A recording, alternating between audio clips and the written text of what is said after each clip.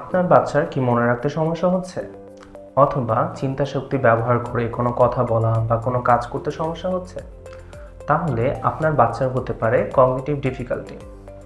আমি Mohammad Hasibul Hasan Shanto, clinical speech and language therapist, engineers care limited.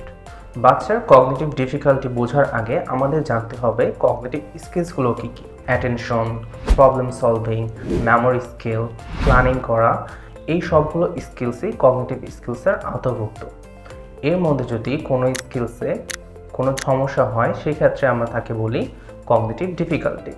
অনেক শিশুর ক্ষেত্রে দেখা যায় সে একটা জিনিস মনে রাখতে পারছে না, একটা কাজ মনে রেখে করতে পারছে না, বা তাকে যে আমরা নির্দেশগুলো দিচ্ছি সেগুলো সে মনে রাখতে পারছে না, বা সে একটা কাজ করলে বা একটা কথা বললে সে নিজের মতো করে চিন্তা করে সেই কথাগুলো বলতে পারছে না। তার বাসার কাজ করার ক্ষেত্রে দেখা যাচ্ছে যে বাসার হোমওয়ার্ক সে করবে, তখন সে সেগুলো নিজের মতো করে করতে পারছে না, বা সেগুলো সে সুন্দরভাবে গুছিয়ে করতে পারছে না।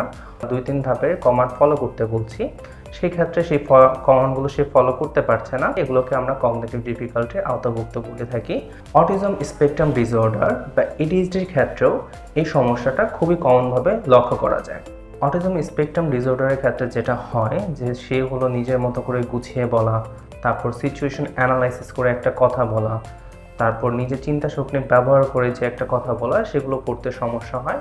এবং তার পাশাপাশি এডিএইচডির ক্ষেত্রে আমরা যেটা দেখতে পারি যে তার মনোযোগ ধরে রাখতে সমস্যা হচ্ছে, বা প্ল্যানিং করে একটা কাজ করতে সমস্যা হচ্ছে, বা নিজের মতো করে যে কাজগুলো করবে সাজিয়ে গুছিয়ে করার যে বিষয়টা, সেক্ষেত্রে এডিএইচডিতে প্রবলেম হয়।